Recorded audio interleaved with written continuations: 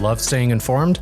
Subscribe now and get unlimited access to local news, weather, and sports for just 99 cents a month for your first 3 months at inforum.news/join. Read every story, listen to every podcast, and download the apps that keep you informed and on the go 24 hours a day. So head to inforum.news/join right now to subscribe. What are you waiting for? Get 3 months of local news for just 99 cents a month at inforum.news/join.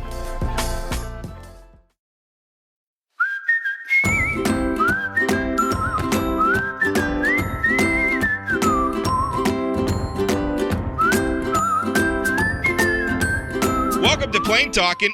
I'll be honest with you. I have never in my life watched an episode of Shark Tank. When people said that Mr. Wonderful was coming to North Dakota to manage a fund, my response was, who? I shouldn't say. It wasn't quite that bad. I knew a little bit about him. I knew I was following with the FTX stuff, and I know he was somebody who lost a lot of money in that. I was aware of some of his previous investments in North Dakota in crypto with BitZero and some of the other things they have going on. So I'll say I knew a little bit about him, but not a whole lot, and still haven't watched, like I said, an episode of Shark Tank. But Mr. Wonderful, or Kevin O'Leary, as he's known as his actual given name, he's going to be managing a $45 million investment fund from the state. It's called the Wonder Fund. It's a partnership. It's state dollars. He's going to be directing it, and that's caused some controversy with people. And here to talk with us about that is North Dakota's head of the North Dakota Commerce Department, Joshua Teigen. Josh, how you doing? I'm doing well. Thanks for having me. And I should point out, by the way, I just launched right in with our guest. I didn't point out Ben Hansen making his glorious return to the podcast after a couple of weeks. I had to have guest host Chad Oban was back for a little while. Our servers thankfully withstood the Oban bump of him coming back to the show. Jamie Seltzer was happy enough to sit in, but very happy to have Ben back. How's it going, guys? Going good. Jamie, first of all, let me ask you a little bit about this. How did the Wonder Fund come to be? And I was reading an article about it in the Bismarck Tribune from Jack Dura. He said you were at like a conference, and it described to us the origin story, I guess, for the Wonder Fund. Yeah, I think there's kind of two different storylines that kind of intersect each other, and that's what brings us to today. So as part of the COVID relief packages, and I don't even remember if it was CRF or ARPA or IJA or which one of the bills that was created under, but the federal government rekindled a program that they last used in 2008 with that financial crisis. And it's called the State Small Business Credit Initiative, or SSBCI.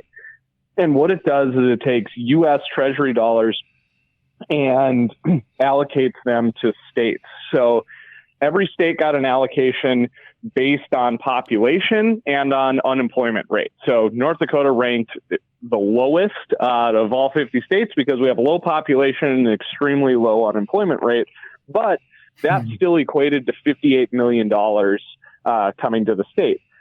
So the Department of Commerce put in the application for those dollars on behalf of the state of North Dakota, and we won that application. So we had $58 million, and we said, okay, this is designed to, be an influx of capital for early stage businesses in the state.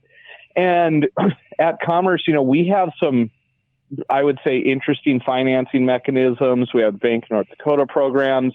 But there was a lot of buzz around House Bill 1425 last session, which was taking 20% of the legacy fund and investing it in the state. And I think a lot of the market looked at that and said, well, that's going to be a mechanism to bring early stage capital to really, innovative, young, promising businesses in the state. And that hasn't necessarily materialized, I guess, the way maybe the public had hoped. And for a variety of reasons, mostly, regulatory and, prudent investor laws and things that we're bumping up against there.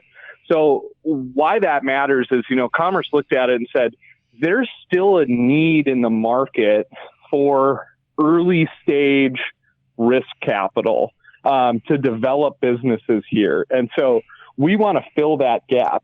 Well, we're a really small team at Commerce. And for us, any FTE that we get, we have to get from the legislature. We said, we don't have the staff to effectively administer essentially a $60 million early stage venture capital fund. We need to find an asset manager. So we carved out $13 million of the 58 for an angel match program. Again, these are all federal dollars. These are no North Dakota state taxpayer dollars. These aren't legacy fund dollars. Federal dollars, we took $13 million for an angel match program, and $45 million, we said we're going to take that out for an RFP for an asset manager. Well, we got a few responses, but the federal guidelines on how fees had to be paid, not getting any, carry from the fund till the fund was closed 10 years from now, just a really unconventional fee structure made it difficult to find someone that was willing to take it on and also had the expertise to do it. So that's Josh, and I'm sorry to interrupt you like that, but let me ask you real quick for folks' context. When you're talking about that $58 million, that's a one-time shot of money from the federal government, right? And once it's spent, or is there a renewal? So that's correct. So I say it's one time, they did it in 2008. They did it again now. It's kind of a program that they rekindle when there's a broad financial crisis. So there may be SSBCI dollars that, come to us again a decade from now, but there's not a continuing appropriation or anything like that. And when does that money have to be spent by? Is there a fire under you to spend it at a certain time? And if not, you have to return it? How does that work?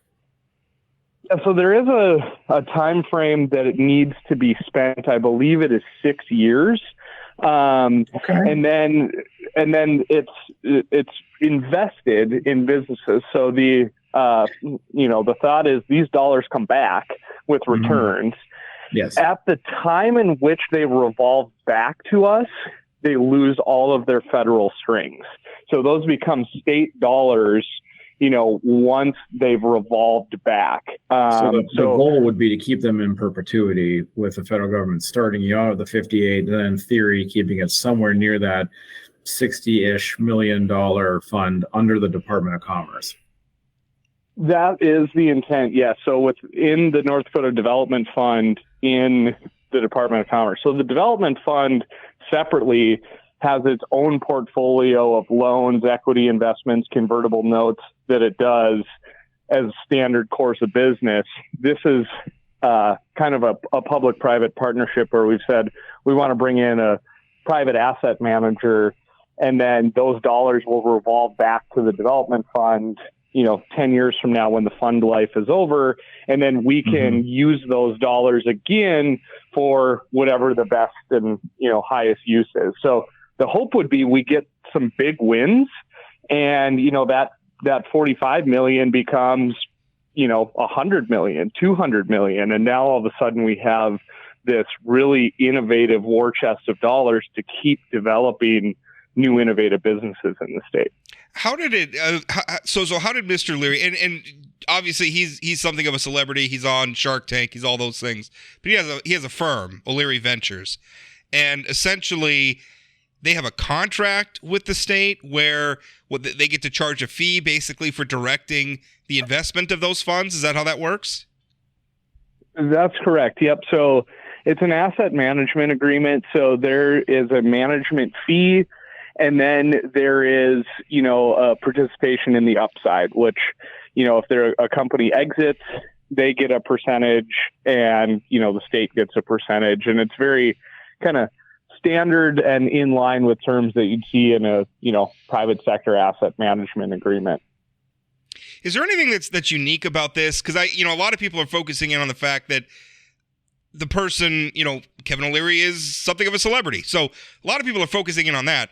This contract, is it any different than other sorts of assets? Because we have these sorts of, obviously our legacy fund is invested, our pensions are invested.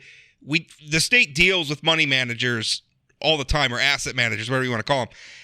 Is there anything different, substantially different between this contract and those? Nothing substantially different. A standard contract is usually 2 and 20. 2% management fee, 20% of the carry, sometimes 3 and 30 for, depends on the asset manager, but it also depends on the asset.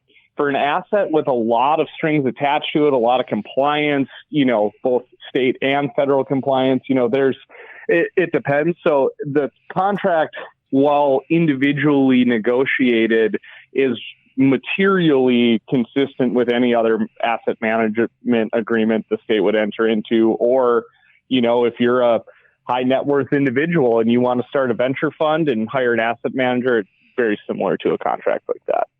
Josh, how much, which do all 50 states have a version of this fund from the federal government? And if so, what percentages have an asset manager hired, or is that a requirement of the federal government to receive these federal funds? Yeah, it's a great question. It's not a requirement. And so there was a couple of different programs that Treasury allowed you to deploy the funds through. So one was Angel Match, which is the one that we're administering with the $13 million with Commerce. So these aren't things that we just pulled out of thin air and said, we want to do this. Treasury says, here are your 5 options to pick from. You decide, what makes sense for your state, but here are your boundaries. So we picked Angel Match and Direct Investment Program. The Direct Investment Program is where we hired O'Leary Ventures to manage on our behalf. And so every state has SSBCI dollars. How they are implementing and managing them is really state by state. In some cases, it's even not the state that applied for the dollars. It could be, a 501c3. So in 2008, I can't remember if it was the Lewis and Clark Development Fund or the Lake Agassiz Development Fund. They were the ones that got the SSBCI dollars in 2008. So it wasn't even state government that got it. I don't know why we didn't apply then, but it is what it is in the past. But I want to know then, you said you're differentiating where these funds going about, I think you said 13 million angel funds. What's the dollar amount roughly that Kevin O'Leary or his investment firm will be overseeing as an asset manager for the state of North Dakota? 45 million. 45 million. Got it. And I think it's good for our listeners to know, have it defined. He will personally be overseeing it, or his investment firm will be, and he just happens to be the public face of that investment firm?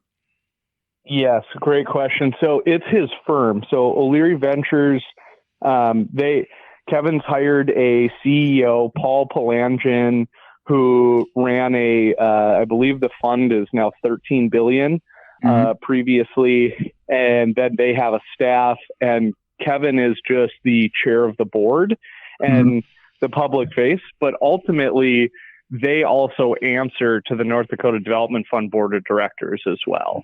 That's the development fund is their client that they're working on behalf of. So it's a firm that we've hired, not an individual. Who was? Oh, go ahead. Well, I was going to ask. I think one of the things that came out in the Bismarck Tribune, Jack Durr's reporting in the Bismarck Tribune, was that there was just the O'Leary Ventures was the only company that responded to the state's RFP. For people who don't know, that's a request for proposal. If the state has a need for something, a service or a product or something, they put out what's called a request for proposal, and there's all sorts of things. People bid on it. I could provide it for this. I could provide it for this, and then it's a selection process. It's intended to protect, ensure that the state's getting the best bang for its buck, protect against things like corruption and stuff. O'Leary Ventures was the only fund that applied for and got this, and I think some people are scratching their heads about that. Why? Why were they the only ones to respond? Yeah, so that's partially true. So the RFP was actually issued 3 different times. Okay. So in the third issuance, O'Leary Ventures was the only respondent. In the first 2, we had other respondents. And so, Rob, you allude to, state procurement law says, I can't just go out and be like, hey, I'm going to hire Rob Port to go do, media for me. It has to go through a really rigorous process for procurement. And so that RFP process that we did for this, was the same with any other, service or product that we'd procure as a state. The first two RFPs did have responses. They just didn't meet criteria. Can you tell us how many? I believe there was 3 in the first and 1 or 2 in the second. Are you at liberty? Oh, go ahead. Oh, I just don't remember the exact numbers, but it was roughly, I think, between 3 and 5 across those first 2 RFPs. Are you at liberty to say whom, or would it be names we would recognize, or those in the finance world would recognize off the top of their heads? I'm not sure that I can disclose that. Okay. I would probably have to check. There are names that I think some people would recognize, others may not, just depending on how familiar they are with the. You probably have to be, you know your way around CNBC or the finance world a little bit. That's how most of these things work. But Joshua, who is it that makes the final selection? Does that go directly to you? Is the governor involved? Is there a board that makes the final selection? Yeah, so that's a great question. So that's all spelled out in the RFP process. So there's when the RFP is issued, there is stated, who is the reviewer of those applications. And so I was not part of the review committee. I said, I want to make sure optically and everything that doesn't look like I'm trying to steer something one way or another. That makes sense.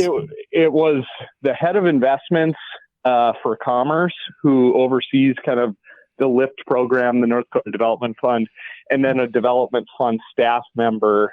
I believe there was one other member of that review committee. So that was all kind of spelled out up front in the RFP process. Let's talk about, Mr. Lee, obviously, again, celebrity, well-known. Fair to say, I think sometimes a little bit of a controversial. He has a narrative where he's talked about no-go states and I don't know what the other one, go-to states, go-to and no-go. I think those are what he's been saying. If not something extremely similar to that. Yeah. So he's been out there saying, he's talked about Massachusetts, right? And he doesn't like the laws of Massachusetts. He's talking about bringing it out, and he's talked about how much he loves North Dakota because we have low taxes, we have a lot of policies that he says are friendly for business. And so during an interview, actually with my colleague, Thomas Evanella, on another one of our podcast network podcasts, he was talking about why North Dakota versus Minnesota. And, he called Minnesota a no-go state, and he said this. He said, what's the difference? Talking about Fargo and Moorhead. He said, one thing, policy. They, referring to Moorhead, have a no-go policy. They have unstable policy. They have unstable everything, unstable energy policy.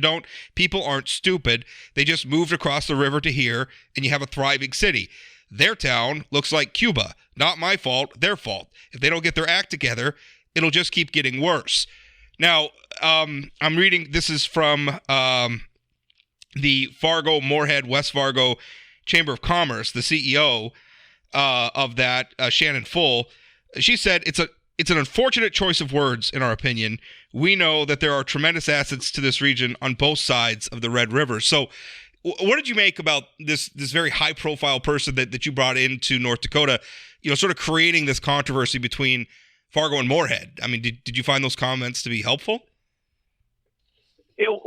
So I think the comments are less about Fargo and Moorhead and more about North Dakota and Minnesota. And so I think that's an illustration, that was used in terms of, Kevin talks in a lot of interviews. He says, I'm not into politics. I'm into policy. There's good policy and there's bad policy. And I think, how you define what's good and bad varies person to person. But primarily, there is business-friendly policy and unfriendly business policy. And I think it's not localized to maybe a North Dakota and Minnesota conversation. But if you look at the mass exodus of companies from California to, say, Texas, or companies from New York and Massachusetts to Florida, I think it's a macroeconomic trend. And I think, Kevin's comments, kind of around the comparison of Fargo and Moorhead that says, there's very comparable, cities here going back 25 years ago in terms of population.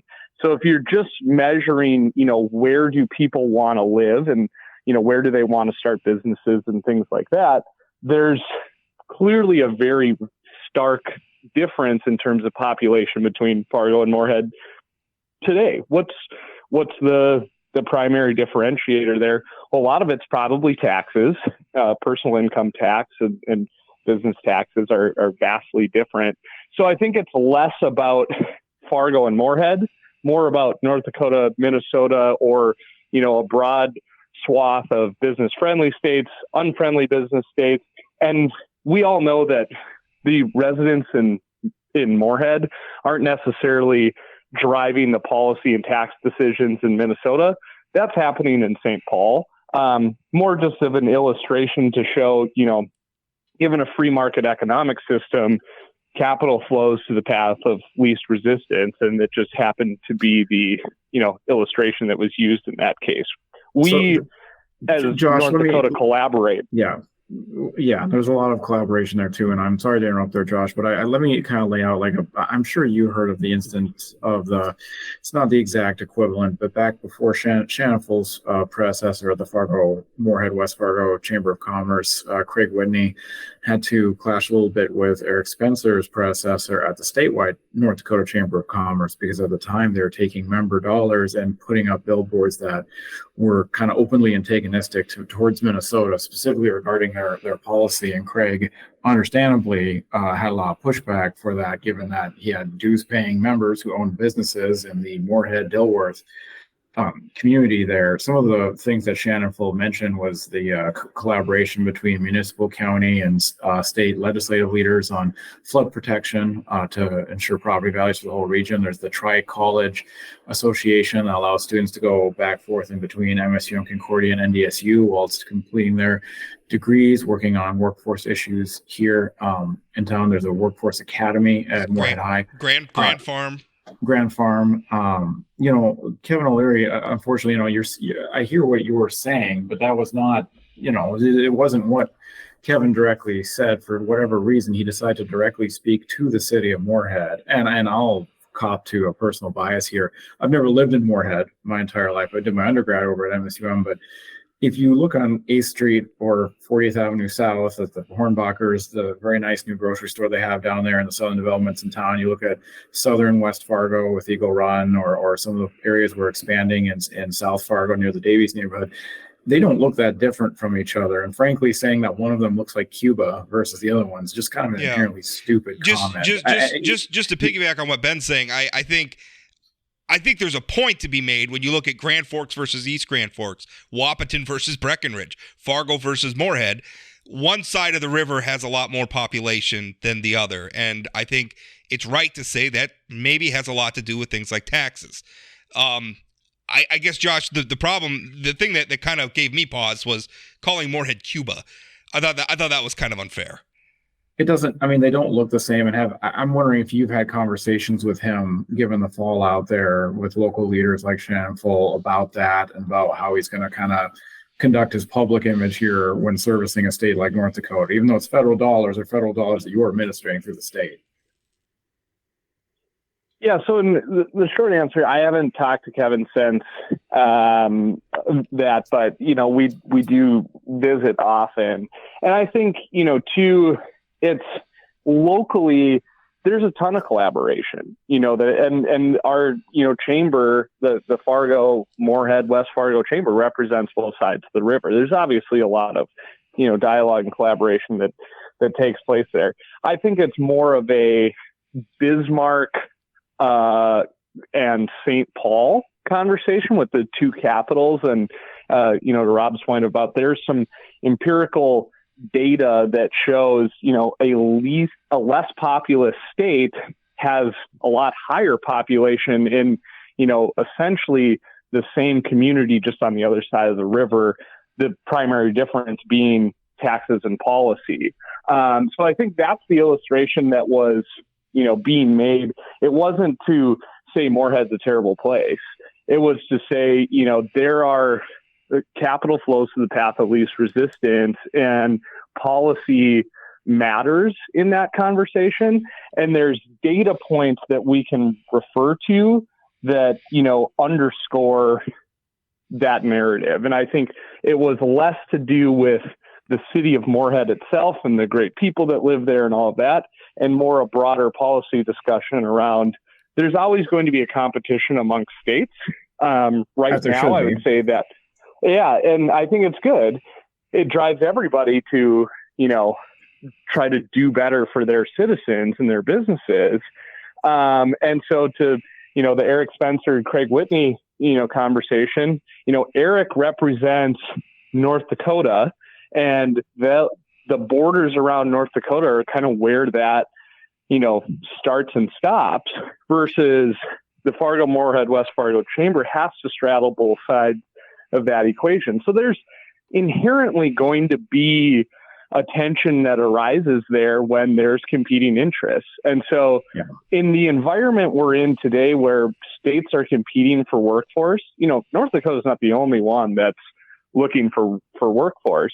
When we're competing for, capital investment and workforce, I think this tension amongst states, in this competition amongst states, is going to be a narrative that continues as, legislators and lawmakers have to look at how do we win in this competition amongst states for capital and talent. I want to be really clear real quick, Rob, that it was not Eric Spencer that did that. That was his predecessor. And I just don't want Eric calling me up and saying, hey, that's not true, because it's not. And I like Eric. He's been a lot less antagonistic than his predecessor. Go ahead, and then I have a follow-up. Yeah, well, I just wanted to say, first of all, I like the idea of bringing somebody like Mr. O'Leary in. I think one thing that our listeners should really understand is just how much of a long-standing challenge it has been to bring capital into North Dakota and to get investment into North Dakota. Our economy, I love agriculture and I love energy, but our economy is not diverse in our state, and that leaves us very vulnerable to swings in crop prices, swings in oil prices. And we have struggled with this, frankly, since statehood. One of the reasons we created the state-owned Bank of North Dakota was to try to control, capital and give ourselves a better deal to bring capital to North Dakota. We have struggled with this forever. So I like the idea of getting, I don't know, crazy is the wrong word, getting outside of the box a little bit in trying to bring some of this stuff in. I like it. I think it's good. Let's be provocative. Let's get out there. And the thing I don't want to jeopardize this is maybe Mr. O'Leary talking and creating controversy where we don't need controversy. I guess that's the frankly, point. Someone of his caliber should know that. Well, no, I would say he does know. He's trying to create a headline. He's trying to get us to do what we're doing today. It gives him name recognition. I wonder how much it helps the portfolio. Well, and Rob, I think to underscore kind of what you said, I think coming back, the Department of Commerce exists. Our mission statement is to attract and retain wealth in the state. And 70% of our economy is oil and soil. And those are commodity markets where North Dakota is the most reliant state in the nation on exports. And so our economy is essentially at the mercy of commodity prices for crops and oil and gas. If those things are down, our economy is 70% of our economy is down, and probably more when you factor in the ancillary industries. When it's good, it's really good. Coming, into this role, I was a private sector before, never thought I'd be in government. I was an entrepreneur. I never had a boss. And I was like, state government, there's no way I'd be interested in that. But I think the scale at which we can influence things in state government is what makes it exciting.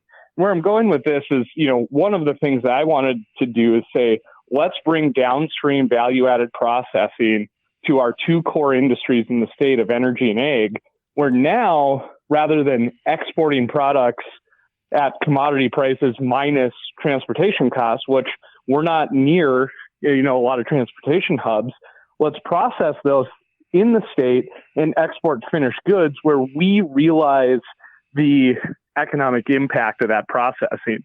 Well, in order for that to happen, and in order to continue to foster new businesses and innovation and things like that, we need access to capital. And it's been incredibly different because we're sandwiched between some difficult narratives. One, we have ESG in Wall Street saying we don't want to touch anything that has to do with fossil fuels. And we're over here in North Dakota saying, hey, fossil fuels are fossil fuels still bad if we decarbonize them? Are fossil fuels bad, or is CO2 bad? Because if CO2 is bad, we can solve for that.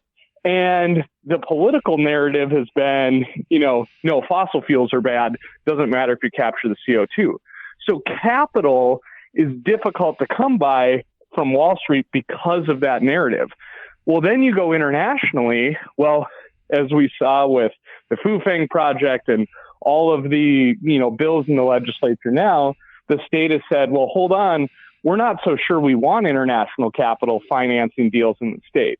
So, okay, where do we go from there is if we, need to build out downstream industries, we can't go to Wall Street and we can't go internationally. We've got to get creative. And I think we've come up with a really creative solution. And the other thing North Dakota's not good at, maybe what we're worst at, is telling our story. We're inherently this Midwest, extremely humble, below the radar, put our boots on, go to work state, which is awesome.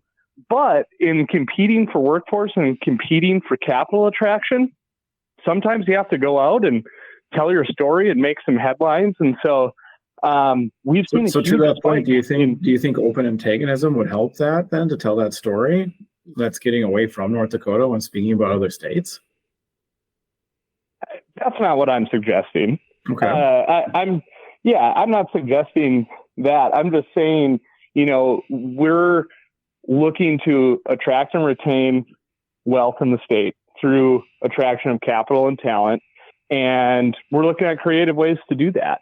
No, we don't want to make enemies in the process, but at the same time, having someone with a platform to help talk about the great things that North Dakota has to offer, I think has more positives than it does negatives. We don't get to control every word of the narrative, but I think that's okay when you look at, the potential upside. Speaking of narrative or narrative control, I did want to ask you, as the hirees, if that's the correct term, of that investment firm, do you get to set categories of investment that you'd like to see preferred, or are those entirely in the hands of the investment firm itself? So we have the ability to do that. We haven't necessarily put those prescriptions in place. We've said we want the best deals to float to the top. We want free market economics to win. And we want, an independent kind of review to say, these are the winners that, we're going to back. Now, there's tons of dialogue between the O'Leary Ventures staff and the North Dakota Development Fund staff and the broader, state of North Dakota staff to say, hey, have you thought about this deal? Have you talked to this person? That dialogue's happening, but we haven't gone to them and said, 30% of your portfolio needs to be ag tech, 30% needs to be X. We've said, you decide that, let the free market economics run their course. So I'm Ben Hansen, small business. Can I apply for these funds right now? Can I apply for a loan? What would the startup process be? What would my first step be? Yeah, so wonderfund.com, I believe the application is online there. And so any business that's either headquartered in the state or has a significant presence or tie into the state where there's a direct value can apply. That gets it in the pipeline and the queue for the O'Leary Ventures team, and then they work it through their own underwriting and due diligence process from there. And when you say significant presence, if I'm headquartered in Montana and do 60% of my business there, but I only apply for funds that impact and help me with my 40% business that's in North Dakota, is that okay? At a high level, I'd say yes. So it has to, we want these dollars invested in North Dakota, spent in North Dakota, the benefit and the value, being realized by North Dakota. We know the nature of this is a lot of times companies are headquartered in Delaware, and that's for strategic reasons. We're not going to throw those out and say, no, you don't, you can't apply when, for all intents and purposes, their operations are here. So it's not really black and white. It's can you paint the case for how this is going to benefit the North Dakota economy or not?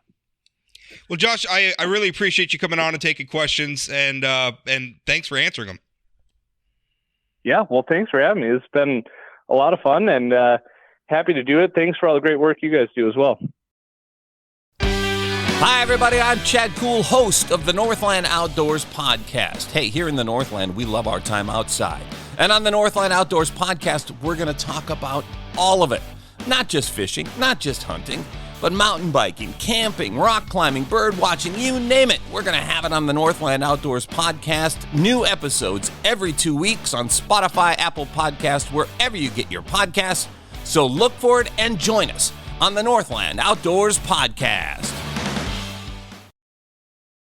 Well, just wrapped up an interview. And listen, as I was saying during the break to Ben, it's not easy defending something that somebody else said.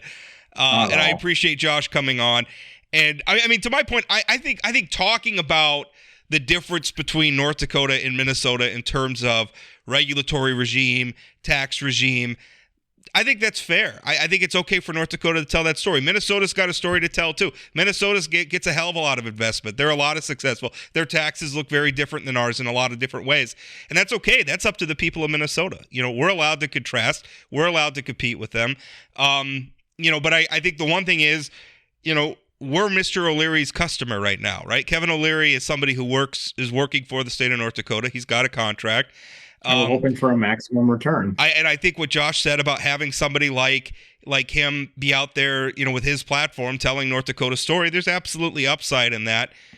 But when you insult the neighbors, and by the way, create controversy where there doesn't need to be controversy. I think that's problematic. I think he's used to creating controversy. It's kind of a ratings thing. It's a reality TV show. It's a Trump era thing. It's a Trump era thing. Yeah. Trump era thing, but and you have to antagonize to get people to watch after the commercial break. But I mean, when you're talking about your customer base too, I mean, come on, man. Do a little bit of thinking there. If you own a customer-facing business in Fargo, if I'm a franchisee owner of Jimmy John's, and I'm targeting sales to college students up in North Fargo, do you think I'm going to stop there and not try and post some on East Street to target the students in MSU and Concordia? Duh, of course I am. Okay, I think why antagonize businesses that can do businesses across state border? And if you want to play this policy game, that's fine, Kevin. Tell me why there's 20 Fortune 500 companies headquartered out of the Twin Cities, Minnesota, and there are 0, count them, goose egg in North Dakota. Why is that? Is it policy? Is that true? Is that true? Yes, it is true. MDU's Fortune 500, aren't they? They're based in North Dakota. I didn't think so. I didn't think they were 500. They are based in North Dakota. I didn't think they were Fortune 500. No, I think they are. No, but I mean that's neither here nor there.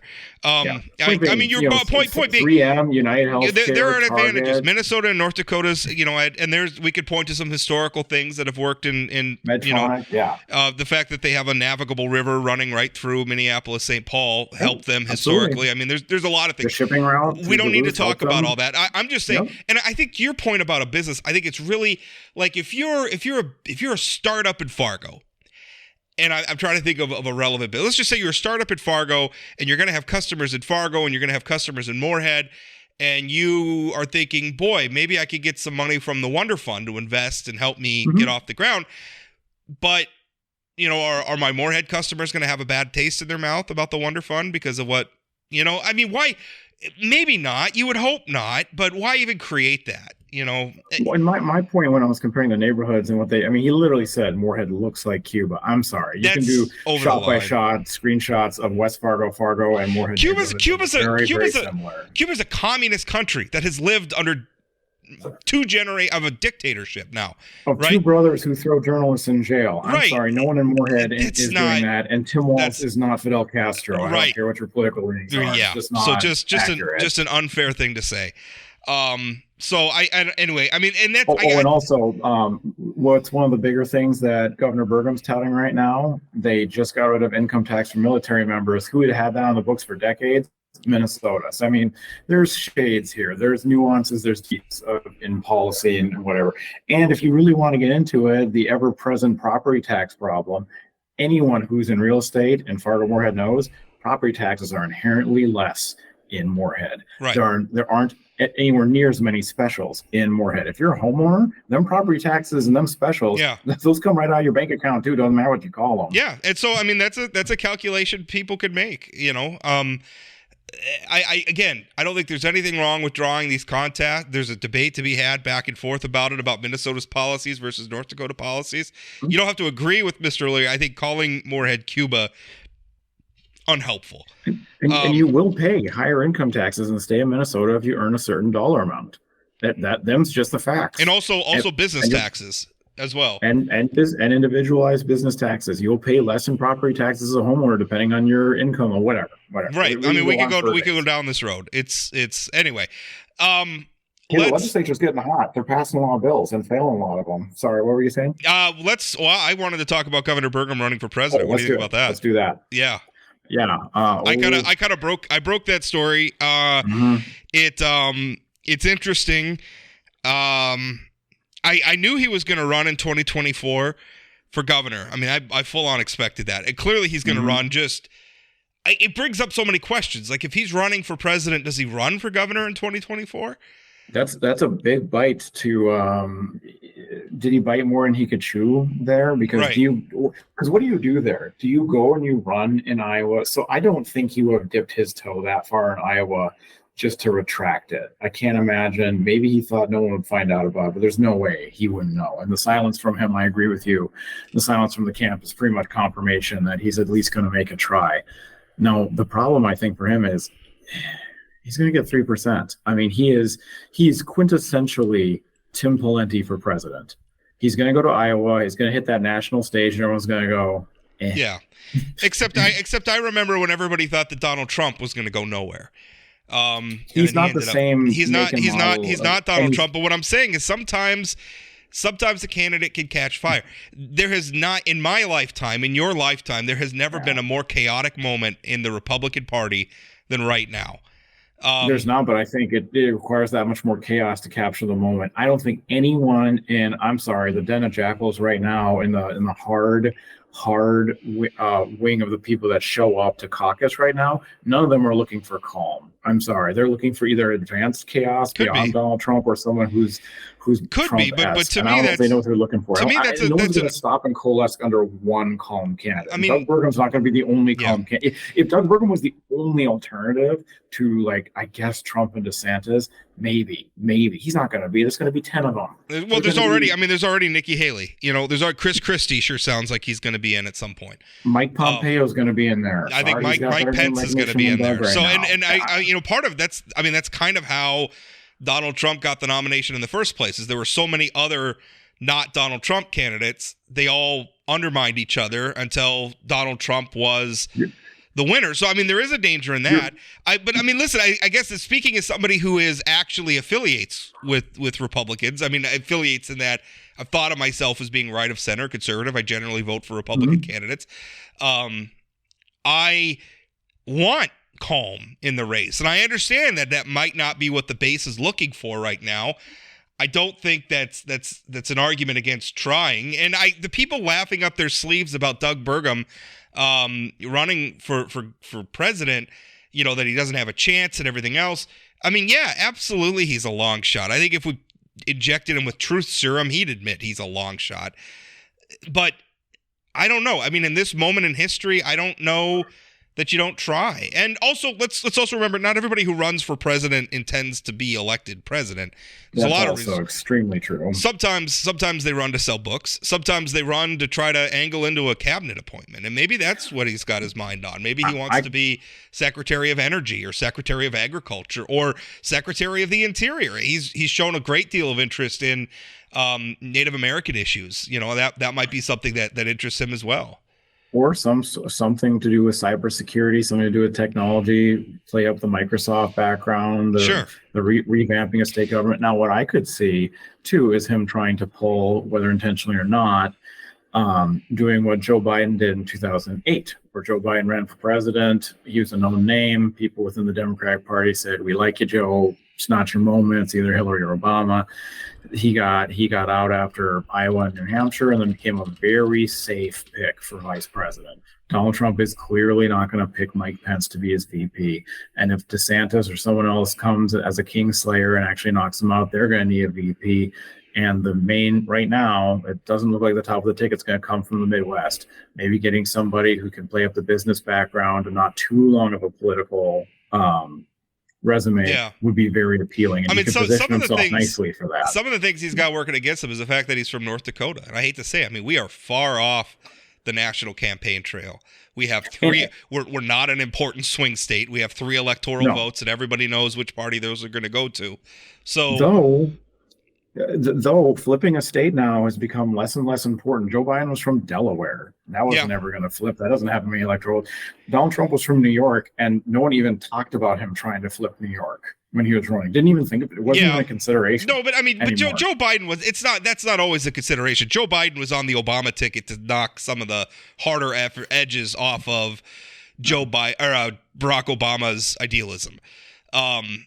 He was a moderate presence on to reinsure some of the older establishment wing of the party. So I mean, there's a lot of different reasons that go into a VP pick, and I don't know that Doug Burgum would be a good VP pick. I don't know that Doug Burgum would be a good vice president, to be honest with you. I think he likes to be the guy in charge. He's an executive branch guy. Being VP, you don't get to be in charge. That's a tough job. That's what I've seen as well. And I'm wondering how, if you're angling for a third term, can you go to Iowa, come up with a bad result? Because what's the timeline on that? That's January. That's January of 24, right? Or is it December of 23?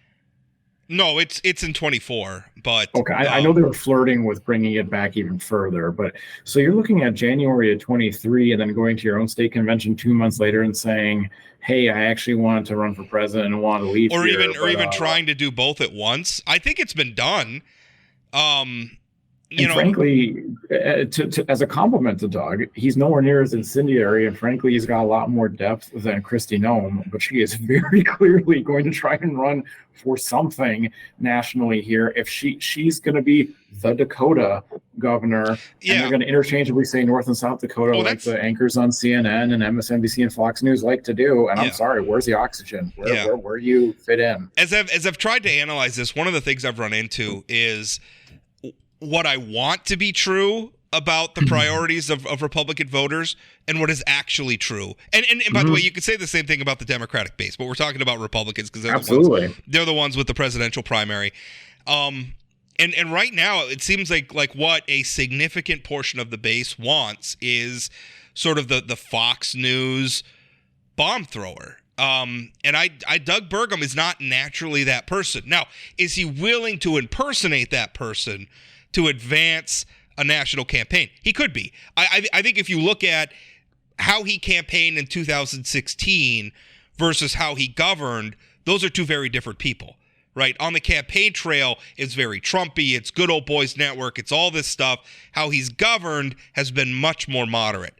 And so Doug Burgum might be willing to do that. But, the other thing here, too, if he's really got presidential aspirations, what does it mean for some of these bills that are going to be hitting his desk? Like some of these very culture war bills. Things. How do you run a national campaign in front of this Republican electorate if you're vetoing, say, the pronouns bill that's on his desk right now? Hey, I would love for him to veto that bill, by the way.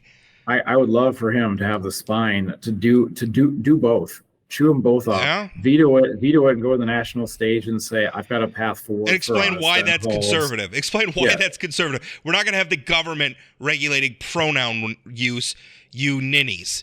By the way, I don't want the government going in and giving you blood tests if you say the wrong words, which didn't pass, but was a bill that a member of my party put forward as part of the genre of these weird, obsessive, personal bills. I am moving beyond that. I want to be the business, whatever you want to say, whatever other Republican platform points you want to say. I would love to see that. I have not seen that from him yet. And the other point I would make is he might be willing to play that character again to run for president.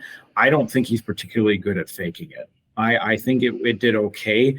I think in 2016 he caught lightning in a bottle. Trump was on the national ticket. But we've never seen a Republican primary that hot and that contested before. That was a new thing. But he also won it in a landslide. Like it was in the end, it wasn't that competitive.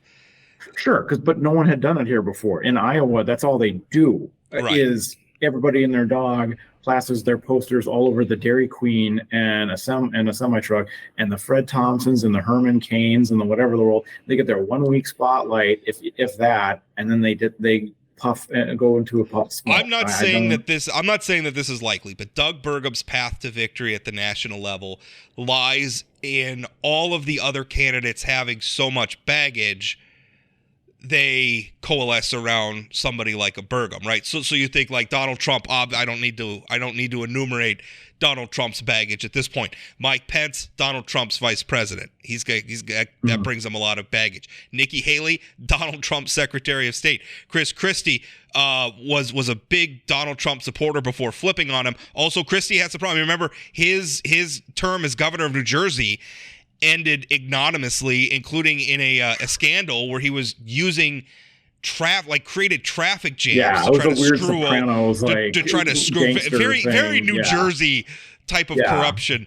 Ron DeSantis is trying to run as Trump without the baggage, except for he's just sitting. He's not even putting up his left while Trump is bashing him in the face. Well, he's so afraid, like he's running against Trump while simultaneously being terrified of being overtly critical of Trump. Which, by the way, I have appreciated for all Chris Christie's flaws. I have appreciated him saying, say the man's name. If you're going to criticize him, say the man's name, right? I absolutely agree with that. But I think all those candidates, and so far what Doug Burgum has done as governor, wilts on the bright spotlight of that stage when put up next to Donald Trump in front of a Republican electorate in a caucus. Well, that's the problem. So in my theory about that being his path to victory, about him, having the least amount of baggage, that assumes that the Republican primary voters care about baggage. I mean, there's Donald Trump's support persists despite the fact that he incited a riot,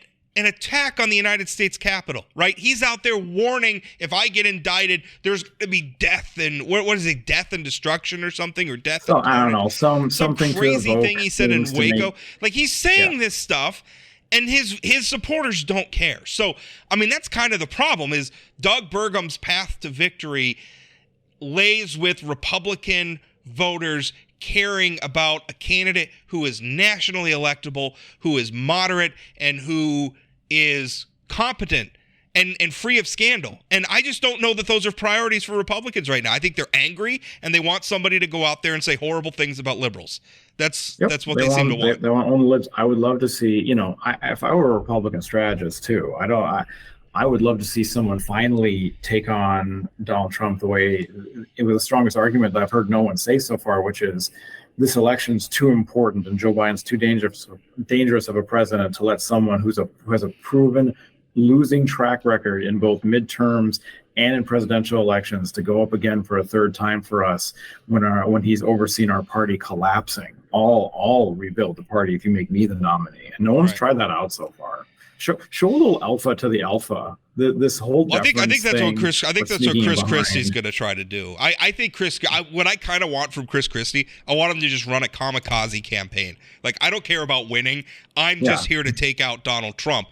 And Chris Christie has the unique skill set to do it. I mean, you want to talk about just being able to be on stage with Donald Trump and throw roundhouses right back at him. I mean, if that's what it's going to take, then I guess sign me up. I don't know that I really want Chris Christie to be president either. I mean, this is a horrible thing. Like we're measuring who can win based on, who's going to be the most entertaining or something at a debate. And that's not what I want. By the way, I think Doug Burgum would make a great president of the United States. Like all other things considered, if by some turn of events he were to get elected, I think he would be a great president. I would vote for Doug Burgum. I think he would be a competent administrator for our country. I think he would surround himself with the right sort of people to advise him. I think he would make a lot of very good decisions. I think he'd be good for our country. But boy, I have a tough time seeing a path to victory for him. Yeah. And for me, he's a Mitt Romney type. And let me you say that like that's a bad thing. I like him. Hey, let me specify that. Mitt Romney was my favorite Republican nominee for president since George Bush Sr. He's clearly a smart person. He's clearly opened a book and read all the way to the very end. And he has a background, whatever you want to call it, in business. And like Mitt Romney, I see a squishiness and a kind of a shape of water to just meet whatever moment there is there to move on to the next goal, which can be savvy, but I want to know what's the cake under that frosting, and I've never been able to tell. Now, it turns out when Mitt Romney only has one Senate term left and he's very angry at Donald Trump, he's a pretty good U.S. senator.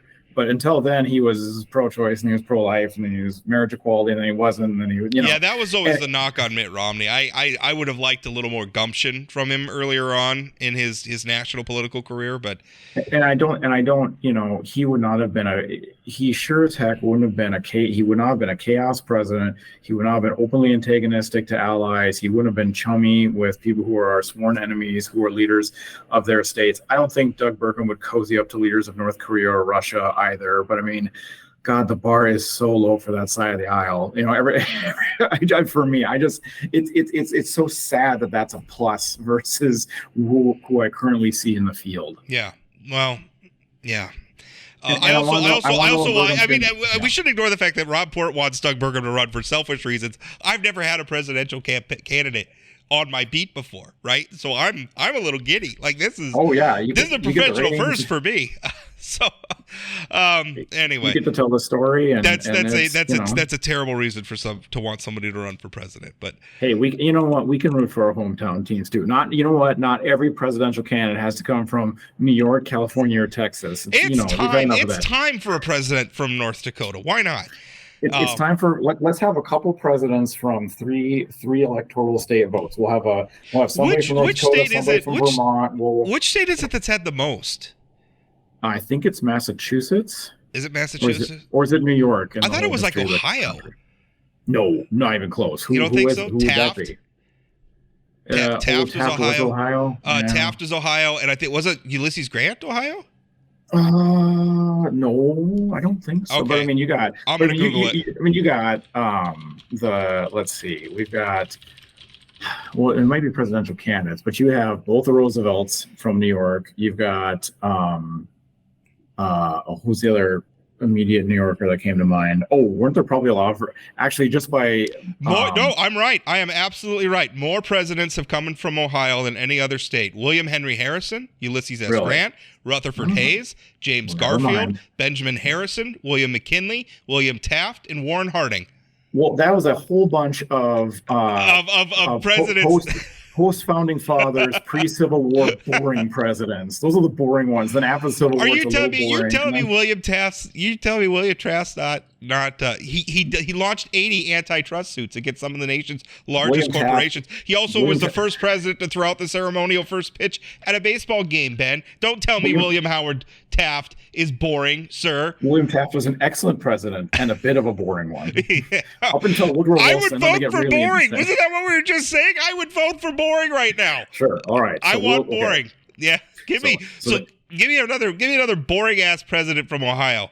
That's the summary.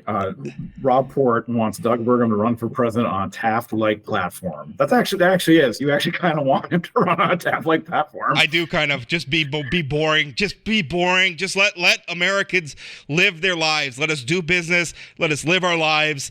Fight the bad guys nationally or resist I don't want to go to war, but resist the bad guys nationally. Do you know who's a pretty boring president who's shown some resistance but not gone to war against our enemies? Okay, Joe Biden. Yeah.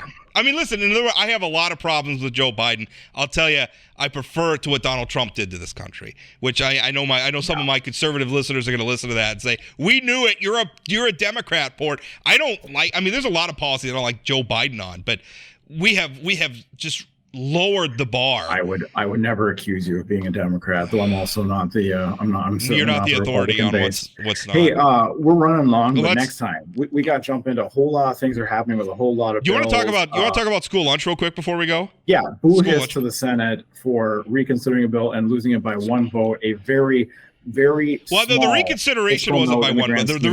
It lost. The original bill lost by one vote. The reconsideration, I think, was 4 or 5 votes. Shouldn't have lost by one vote. It's absolutely ridiculous. It was a small move of the needle to cover school lunches in a way that would have helped working class families, as you correctly pointed out, and in the grand scheme of the overall state budget, was not something that was going to sign us up for a forever bill, fund, drag us, increase our tax rates. You are buying this food in bulk. We're talking about children. They are not working jobs. It is mandatory for them to be there.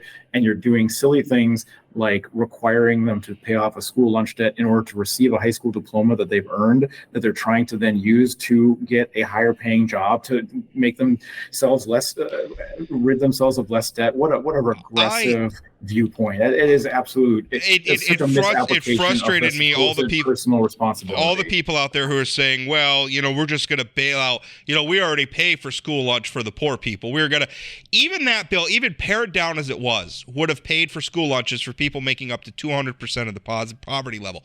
That's just $60,000 for a household of 4, right? So that's a mom and a dad. If they make the same, they're each making $30,000 a year plus 2 kids. They're not rich. That is not a rich household. You have one bad car. I don't know. Are there a family of 4 out there that might have a bad car breakdown, a big dental bill, and an insulin bill all in the same year? Yes, there are. And I'm so sorry that we're trying to help. I mean, these are literally working class, emphasis on working. This isn't a handout. You're trying to help people stay financially stable, to move into the middle class and be prosperous. The school lunch fee, the school lunch fee is a tax. It's a tax on, because you have to send your kids to school and they have to eat lunch. Now, I guess you can make lunch at home every day.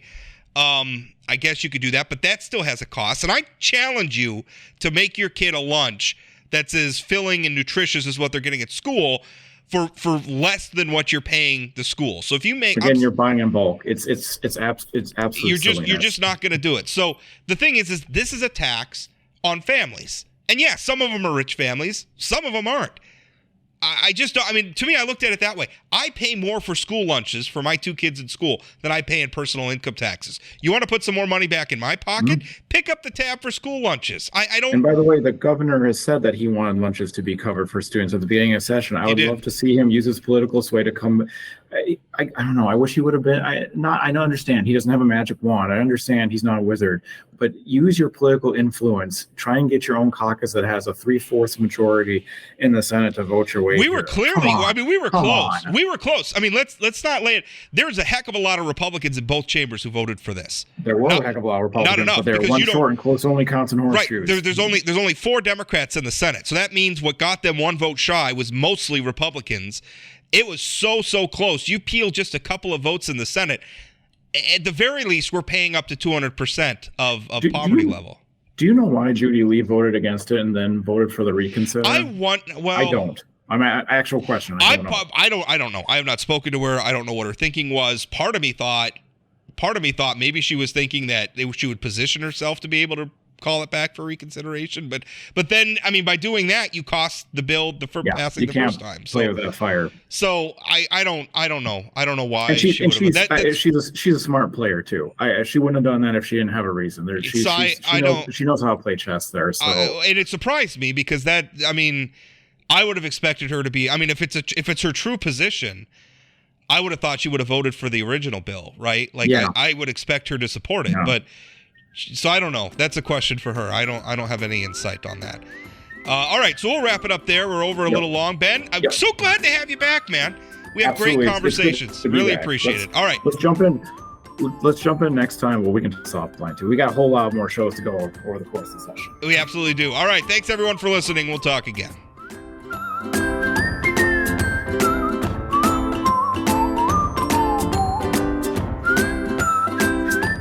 Did you know Forum Communications Company has a robust podcast library? At inforum.com/podcasts, we have everything from politics, sports, true crime, outdoor adventure, and more. Visit inforum.com/podcasts and explore them all today.